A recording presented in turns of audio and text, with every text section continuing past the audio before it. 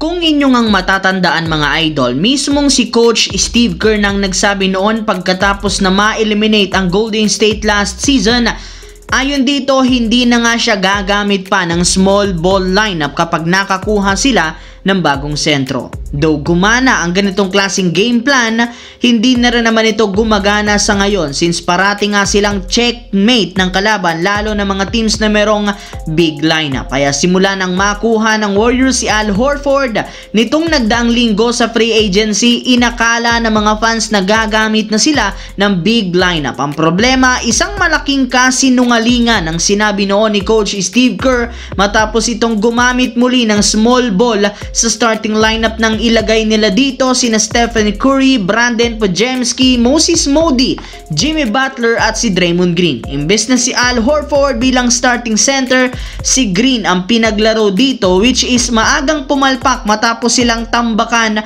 ng Lakers sa umpisa. Kaya mukhang napag-isip-isip ni Coach Steve Kerr, mali talaga ang kanilang ginawang desisyon na gumamit ng small ball. Samantala, sa kabila ng pagkatalong muli ng Los Angeles Lakers sa kanilang game ngayong araw laban sa Golden State, may ilang mga magagandang bagay rin naman ang nangyari matapos ang pagganda ng laro ni DeAndre Ayton at ang pagkakakuha na ni Dalton Keunig at Gabe Vincent ng kanilang rhythm. Bukod dyan, marami rin namang nakapansin na patuloy ang pag-improve ng galaw ni Jared Vanderbilt sa depensa at syempre sa opensa. Nagiging maayos na nga ang kanyang finishing sa loob ng court na isang magandang pahiwatig na mas madami ang magagawa nito. May ilang mga nagsabi dito na pwede ngang gamitin ni Coach JJ Redick si Vanderbilt bilang pinakabagong starter na papalit kay Austin Reeves na balak na namang gamitin bilang 6th man sa rotation. Sa ganitong paraan, matutulungan ni Vanderbilt si Luka sa depensa na siyang posibleng maging difference maker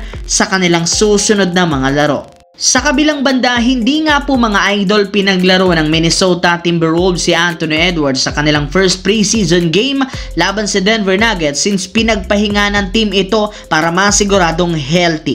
Grabe rin naman ang ginawa nitong nagdaang linggo, kaya kailangan muna nga po niyang maghinay-hinay para maiwasan ang injury. May mas mahalagang bagay nga itong gustong gawin kaysa maglaro sa preseason.